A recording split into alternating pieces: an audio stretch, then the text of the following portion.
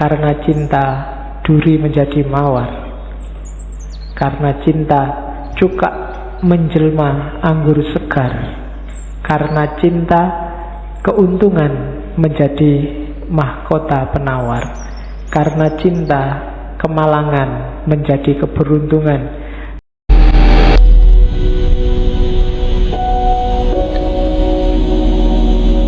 Oke, bismillah. Assalamualaikum warahmatullahi wabarakatuh. Oke, kita lihat. Ini Masnawi. Di Masnawi, Rumi banyak ngutip ceritanya Laila Majnun untuk menjelaskan cinta. Laila Majnun yang karangannya Nizami. Saya membayangkan entah kapan sesi cinta, ada beberapa novel cinta dari dunia sufi ya, bukan dari dunia populer, yang bagus untuk kita kaji di ngaji entah kapan, termasuk Laila Majnun. Jadi satu ketika Majnun ini sakit, badannya lemah. Terus dia datang ke tabib. Sama tabibnya, "Oh Majnun, ini untuk biar sakitmu ringan, kamu harus dibedah sedikit. Ada bagian tertentu tubuhmu yang darahnya harus dikeluarkan." Majnun, "Oh, jangan, saya takut." Tabibnya heran, "Loh, kamu ini gimana sih? Kamu kan sudah lama jadi orang gila. Sudah keluar masuk hutan, ketemu macan, kok takut hanya dibedah kecil aja?" "Bukan, saya takut Laila terluka." "Loh, Laila mana? Yang dibedah itu dirimu, bukan Laila." "Loh, enggak, di setiap jengkal tubuhku, setiap tetes darahku itu sudah tercampur oleh Laila. Aku sudah tidak bisa membedakan lagi." Kamu ketawa, kau yang duwe pacar wae. Oke, ya. Jadi itu maksudnya apa? Ketika orang jatuh cinta, dia sudah kehilangan dirinya. Yang ada hanya yang dicintai. Dia tidak peduli kalau dirinya sendiri luka, tapi jangan sampai yang dicintai luka. Itu Majnun. Majnun ini sebenarnya anaknya bangsawan yang jatuh cinta sama Laila. Ya sayangnya agak tragis ceritanya. Bagi yang baca Nizami nanti banyak momen-momen. Ada momen yang menurut saya bagus. Misalnya ketika Majnun saking pinginnya ketemu Laila yang sudah dinikahi orang lain, dan khawatir ketahuan keluarganya Laila, karena kalau ketahuan keluarganya Laila dia bisa diajar. Jadi waktu ada gerombolan ternak kambing lewat depan rumahnya Laila, dia ikut merangkak di situ bareng, hanya sekedar untuk melihat rumahnya Laila. Oke, itu Majnun. Nanti banyak momennya yang bagus dan banyak dipakai oleh Rumi. Cuma Rumi bikin cerita sendiri, hanya tokohnya Laila sama Majnun, dengan ilustrasi besarnya cinta Laila sama Majnun, besarnya cinta Majnun sama Laila, dan sebaliknya.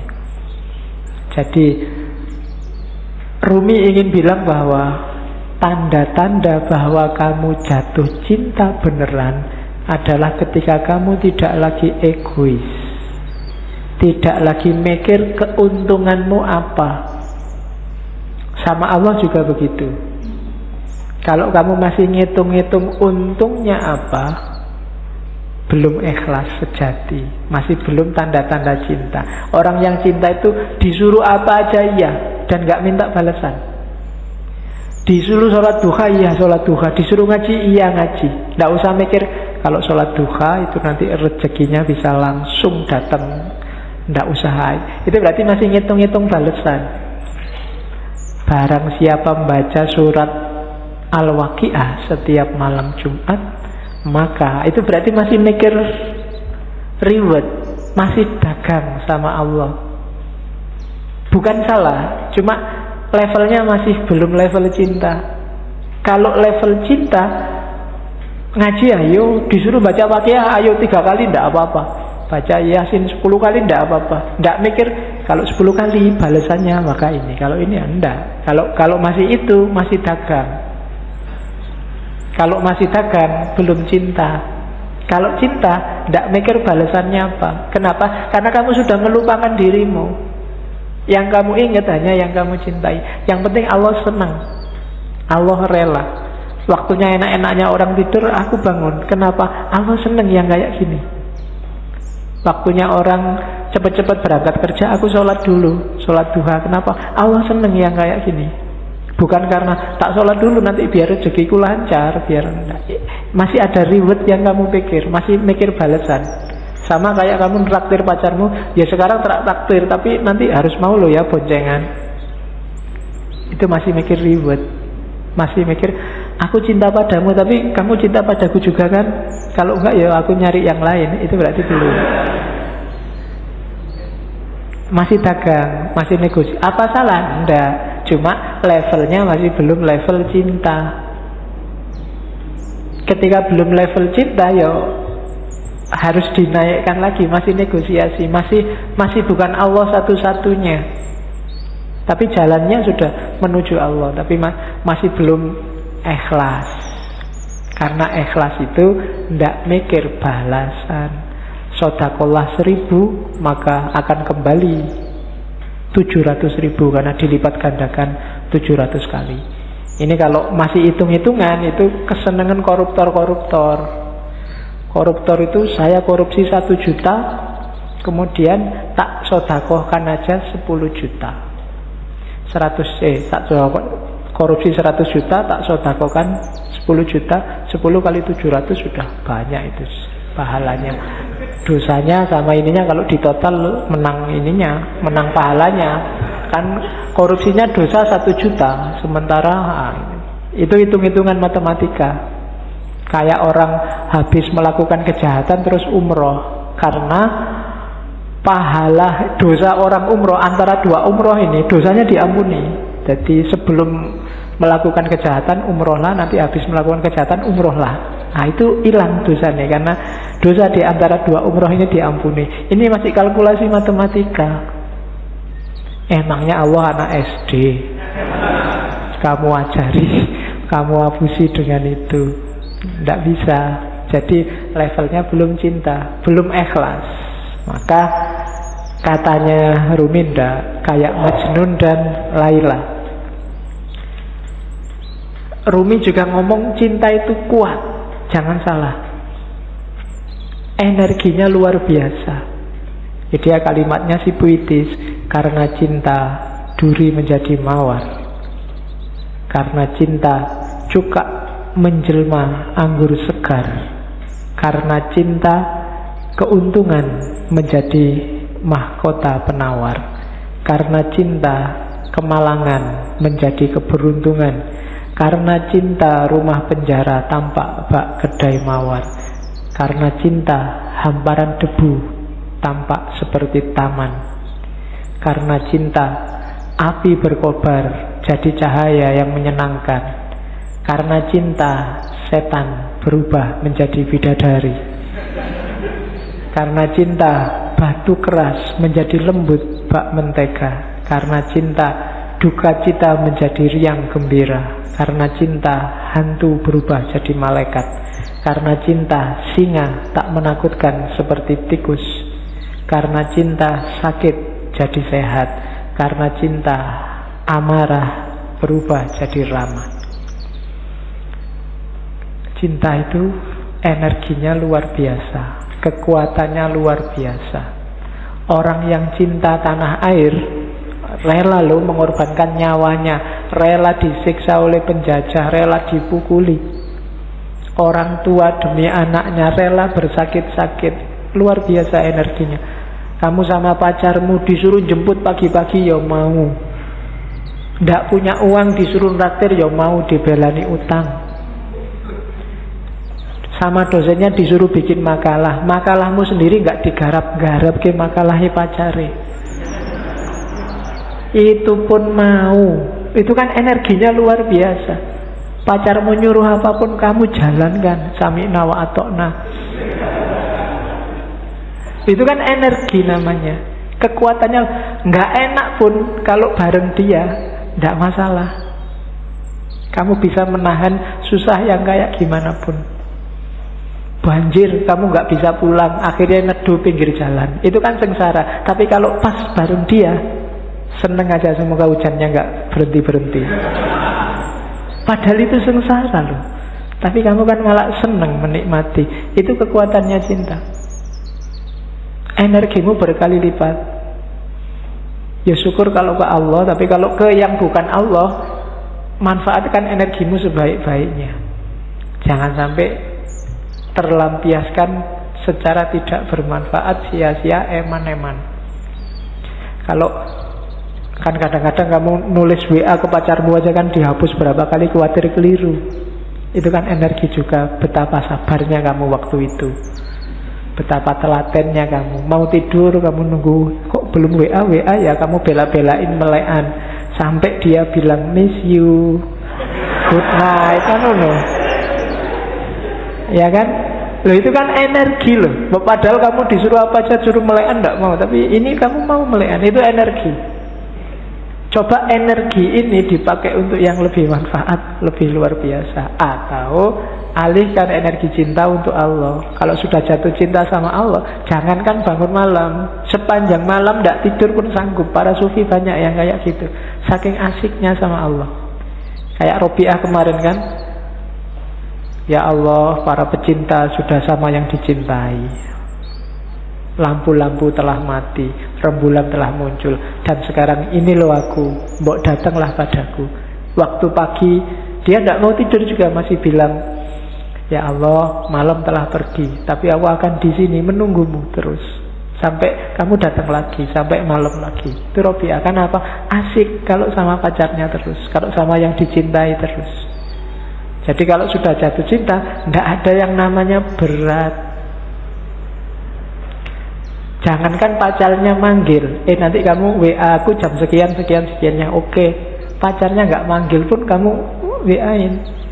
Sholat itu kan sebenarnya Allah nyuruh kamu, mbok kamu ketemu aku 5 lah, paling tidak sehari 5 kali lah. Itu kan menunjukkan janjane Allah itu ya cinta sama kita, pengen ketemu kita sehari 5 kali. Tapi kitanya yang sok gaya, tidak serius. Nek basa Jawane kemenyek. Allah sudah segitunya manggil kita, mbok 5 kali aja sehari, aku pengen ketemu dirimu. Ya kamu ngadep sih, tapi ya kayak orang tidak serius. Sholatnya sak-sae. Tidak ada yang sholatnya bertahan 5 menit aja, 3 menit lah sama teman, tidak juga. Sholatmu mesti cowopet. Gusti Allah baru mau menatap wajahmu, loh, sudah selesai. Iya. Mungkin kaget itu, mungkin malaikatnya yang nyaket sholat, ini baru sholat, ya Allah ini dia lagi sholat nih, terus Allah datang, oh selesai sudah, telat. Dan itu Allah sabar ya, Allah masih mau, ya besok datang lagi 5 kali, tak tunggu. Cuma kamunya yang gak serius, sambil ngadep tapi hatimu tidak di situ, hatimu kemana-mana. Allah yang ngerti, cuma saking sayangnya Allah sama kita. Kalau Allah tidak sayang, kamu sudah disentil sejak lama. Oke, jadi cinta itu energinya besar, kuat. Ada contoh lagi, gimana caranya biar kamu bisa lebih dekat sama Allah. Analoginya Laila Majnun lagi saya ambil. Jadi satu ketika Majnun ini ingin ketemu Laila, maka dia naik onta betina. Sayangnya onta betina ini ontanya baru saja melahirkan, jadi masih sayang-sayangnya sama anak onta. Akhirnya ontanya itu maju sebentar, tapi mundur lagi karena anaknya siapa yang nungguin. Maju lagi, mundur lagi. Akhirnya Majnun nggak nyampe rumahnya Laila. Harusnya 3 hari nyampe, ini bisa berbulan-bulan. Akhirnya Majnun sadar, wah yang keliru aku ternyata. Sudah saatnya katanya Majnun onta, aku keliru, ngapain aku kok bersandar padamu. Karena menunggangi dirimu, maka aku sekarang jalan di tempat, maka sekarang goodbye. Tidak usah naik dirimu lah, tidak usah mengandalkan dirimu, aku akan datang langsung pada Allah.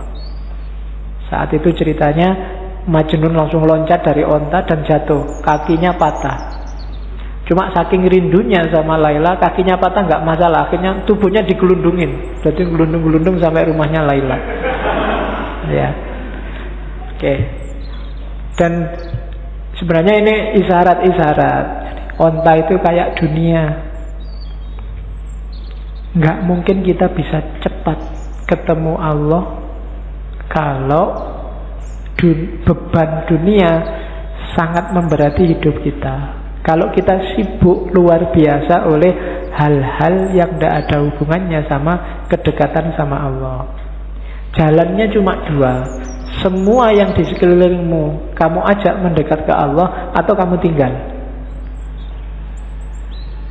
Jadi kalau enggak, kamu enggak akan nyampe-nyampe ke Allah. Kamu punya pacar, ini dia jadi penghalangmu untuk dekat terus sama Allah. Alternatifnya dua, ajak dia untuk bareng-bareng mendekat ke Allah atau tinggal. Nah, nyari lagi susah, Pak. Ya, itu berarti dunia menghambatmu. Mungkin nilai, mungkin pekerjaan, mungkin kuliah, mungkin apalagi target-targetmu yang lain. Ini bebanmu. Semakin banyak bebanmu, semakin lambat kamu sampai pada Allah. Kecuali semua beban ini kamu ajak juga mendekat ke Allah. Kalau tidak, buanglah. Kok kuliah bikin kamu tidak setia lagi sama imanmu, bikin kamu tiap hari curang, tiap hari maksiat, misalnya gara-gara kuliah, entah dari sisi apanya. Alternatifnya dua, ilahikan kuliahmu atau tinggallah kuliahmu. Itu rumusnya Rumi. Kalau enggak, kamu kayak unta betina tadi, maju 3 langkah, mundur 3 langkah. Saat ini semangat sufinya berkobar-kobar, tapi lain, tapi kalau gini ya saya enggak punya pacar nih, Pak, mundur lagi. Kalau kayak gini enggak bisa kumlot deh, Pak, mundur lagi. Terus begitu. Maka tinggallah unta betinamu. Meskipun kamu berat sampai harus gelundung-gelundung kayak tadi, ya memang berat meninggalkan dunia.